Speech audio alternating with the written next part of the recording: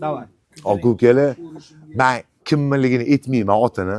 Toshkentda o'sha mashhur odamlar ham vaqti kelganda kelgan, Stalinni bitta ko'rsammikin deb Ishentidan to'g'ri prezident olib qaytib ketishgan. Ishonaveringlar. To'g'ri shunda prezident berib yubordilar. Ha, sen Jo'rabekka bitta prezident borishlarga nasib qilibdi deb berib yubordim dedilar. Lekin kimligini aytmayman. Kuzatyapsiz aka, mana siz uchun ko'rsatyapman, ko'ra olmaganingiz uchun. Jivoy o'zini mana.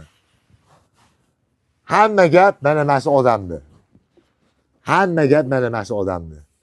Amallab okamlar ketdi, yur ketdi. Men ham bahonada Stalinni ko'raman deb o'zlari ham ergashib keldilar mana Stalinni ko'rgani. Lekin haqiqatan xaroz ekan Stalin, ishonaveringlar. Bekorga Stalin degan nom olmabdi, bekorga Stalin degan klichkada qolmabdi bu. Buni ehtiyot qiling okajonim.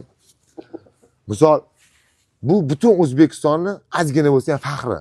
Javob: O'rta Osiyo, Tojikiston, Qirg'iziston, Qozog'istonda ham Stalin degan nom bor. Nimaga nom bor? Shu nom chiqqanligi uchun. Bu nom ham boya aytganimdek o'zidan o'zi chiqmagan ukalar, necha yildir tajribalardan kelib chiqib kelgan.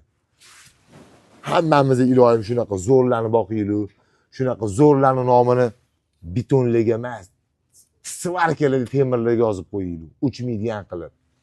Значит, bilinglar, O'rta Osiyoda O'zbekistonning qanaqa o'rni bor? Xoroz bo'yicha. Qanaqa ishqibozlari bor? Xorozni. Xorozni qanaqa zo'rlari bor? O'shani ham bitta o'zingiz uchun bilib qo'yinglar. O'zbekiston qanaqa urindaligini Xoroz bo'yicha.